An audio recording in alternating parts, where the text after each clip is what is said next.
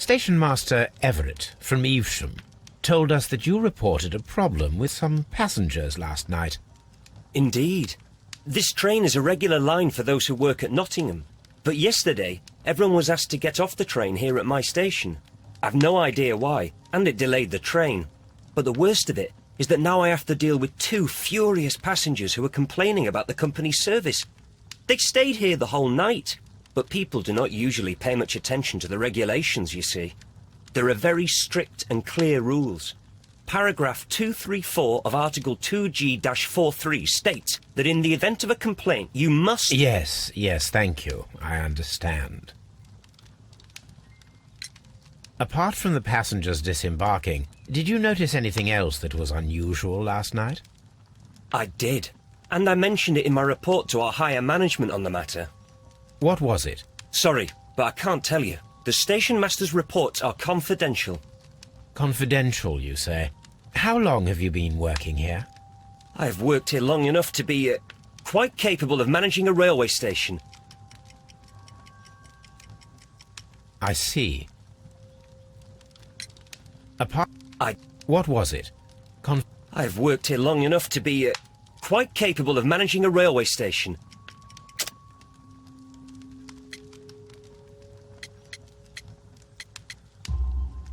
Let me speak frankly, Mr. Bertram. Your age and your lack of confidence in your position are quite apparent. You cannot deny that you have only recently completed your studies. I was at the top of my class. Listen here, young man.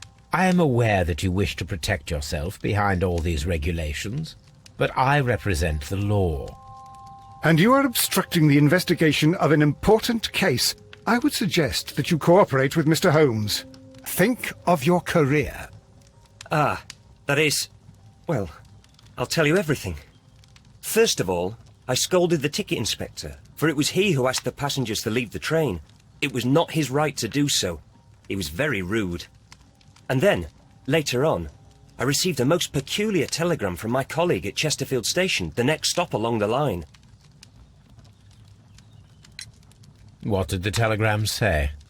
Well, that was the peculiar thing. It was almost unreadable. It was full of errors and awfully vague. It was hard to understand if the train had correctly passed that station or not. You can read it for yourself. We ought to visit Chesterfield Station. We need to confirm if the station master saw the train or not.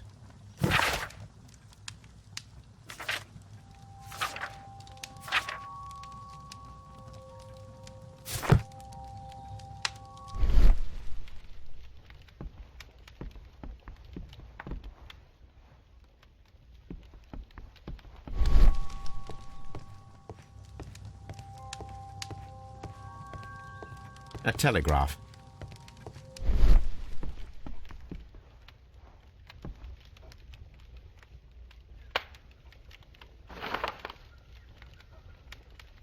The insurance policy for Robinson's machine. A significant sum.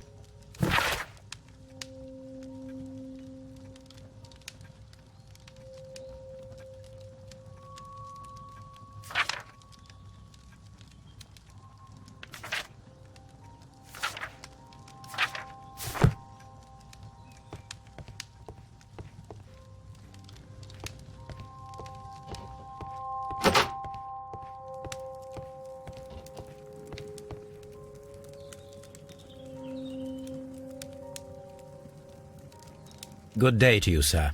Good day. To whom am I speaking? My name is Sherlock Holmes, and this is... Are you a representative of this damned railway company? Because I have a complaint. We are not from the railway company. We are... Well, in that case, Mr. Shamrock Flomes, please excuse me, but I'm not in the mood for idle chit-chat at the moment.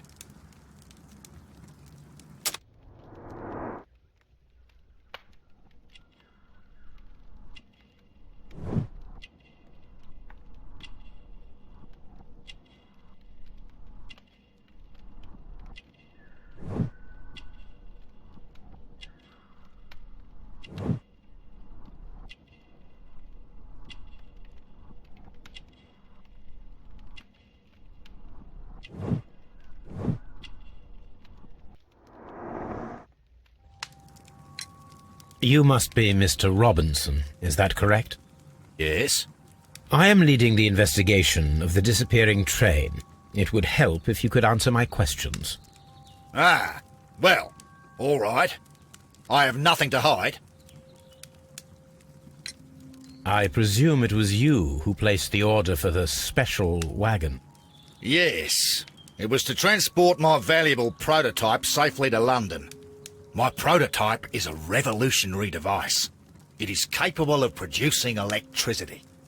I'm a businessman and an engineer. I had already found several potential customers for my invention, but I was very optimistic about the directors' board who were travelling on the train last night. You mentioned a director's board. Which company do they own? The Chilean Barcazes Company. I had made an appointment with them. Now they are lost, along with the train and my prototype. What do you know about the Barcazes Company? It's a large South American company. They showed a great deal of interest in my prototype, and they seemed wealthy enough to do business with. This revolutionary machine of yours, was it very valuable? For God's sake, sir, it is priceless.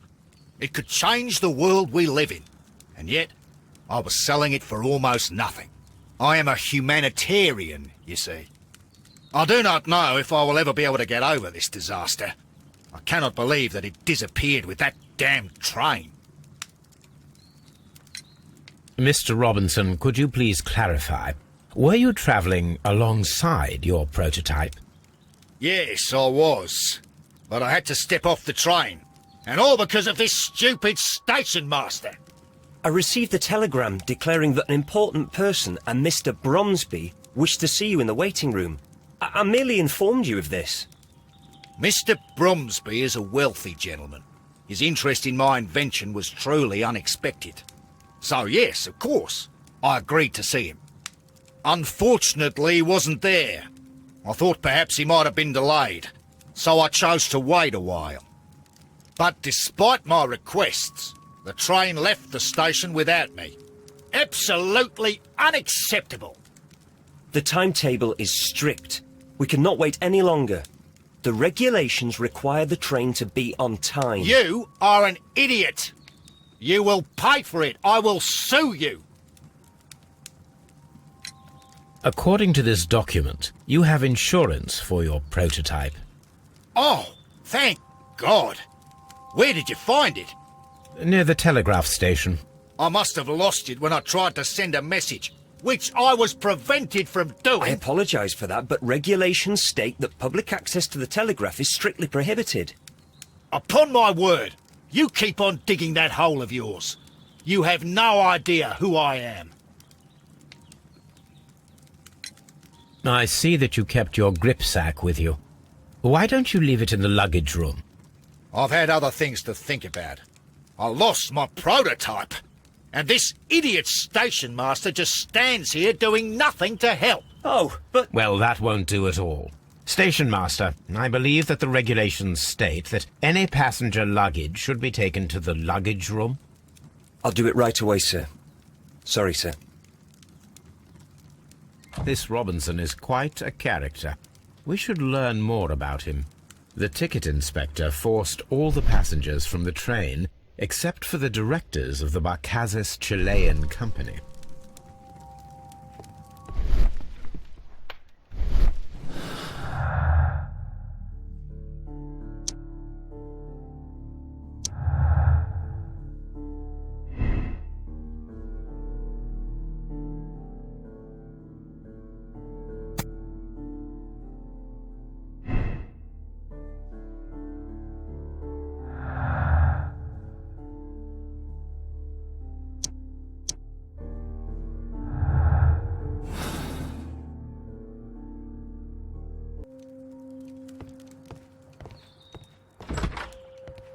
It's a scandal.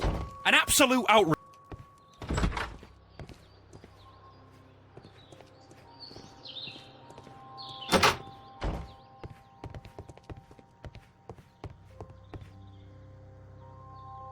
This gripsack belongs to Mr. Robinson. I think we should open it, Holmes. This is what they call force majeure. I'll keep watch. Of course.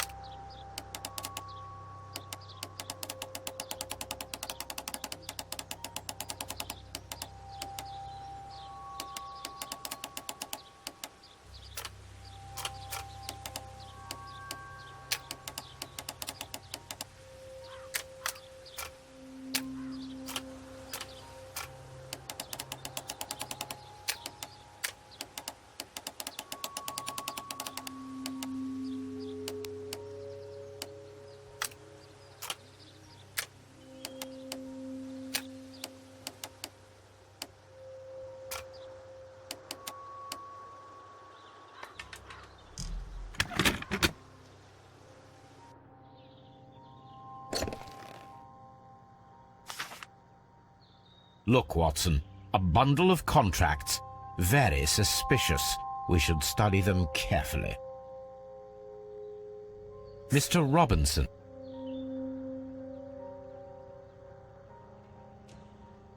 An exclusive sales contract.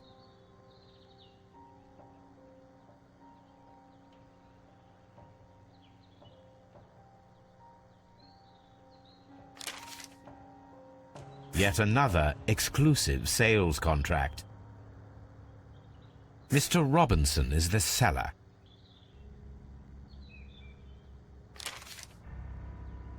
Yet another exclusive sales contract. Mr. Robinson is the seller. Yet another exclusive... Mr. Robinson is the seller. Well, it is very clear that this Mr. Robinson received prepayments from various people for his machine.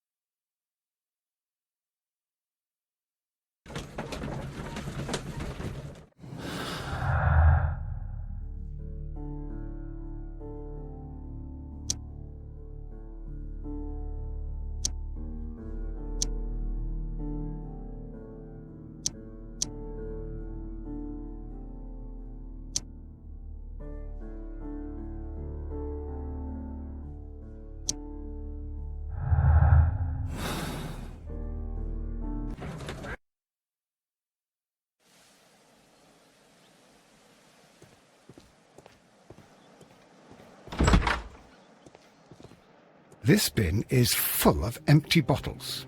A fishing advertisement.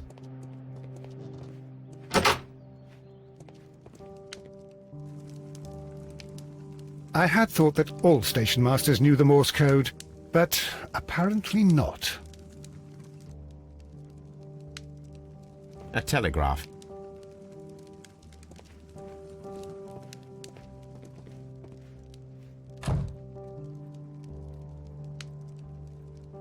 How could he fall asleep at work like this? Excuse me, sir. Wake up. Ah, his breath. He must have swallowed half a distillery. And that explains the how. By his sleeping off the alcohol, you mean? Wake up, please, Huh. sir. What? The 18-hour 72 train has arrived? Good day to you. We are investigating the disappearance of last night's train. and we should like to ask you a few questions. Were there any passengers who got off that particular train at your station last night? No, nobody, it seems to me. Although I did not leave my office, so... No doubt you were very busy. You don't say. You can't ever get any peace around here. Now you have to send a telegram each time a train arrives and departs.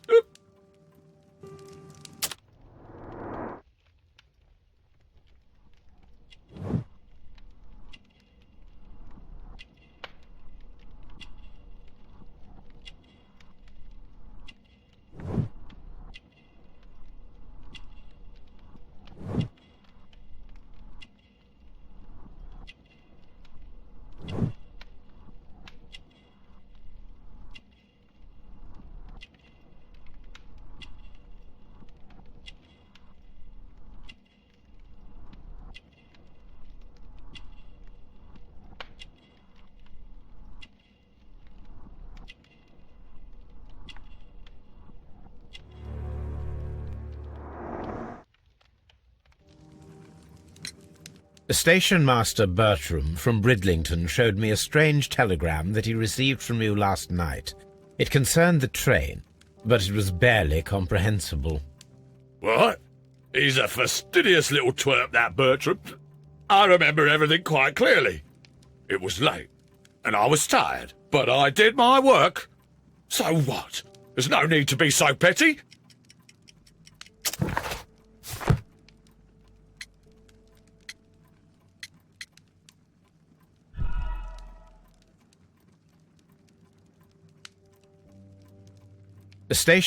What?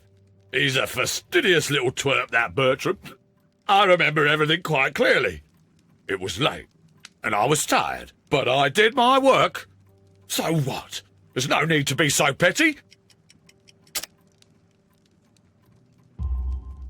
You were not tired, you were inebriated. Tell me the truth now, or I shall not hesitate to document your state in my report. My friend means that you will end up by being sacked from your position. All right. So I was drunk. I don't remember all of yesterday, to be truthful to you. Please don't go harsh on me. Holmes, this man has consumed a considerable amount of alcohol. He's not entirely helpless yet, but... It will not be long before he is. Obviously, his testimony cannot be trusted.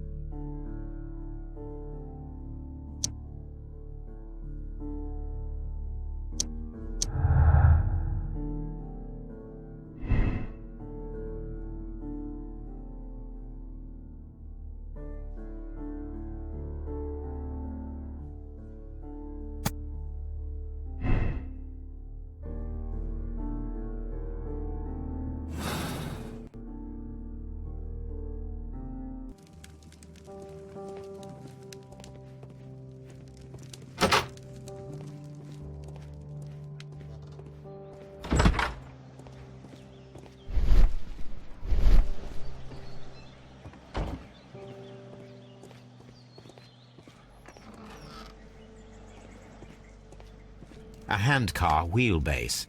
Interesting. It appears that elements of the same construction were scattered everywhere. Watson, please tell me, do you believe in magic? Of course not, Holmes. Then you are of the opinion that a train cannot simply disappear. Well, we both know that that is obvious. Why are you asking such peculiar questions? A little patience, Watson. You will understand my point quite soon. So, are you quite certain that you saw the train at Evesham Station? Yes, of course. We saw it coming. The headlights, and heard the whistle. But that is it. We didn't see the train itself. But... Oh, Holmes, I'm a little confused.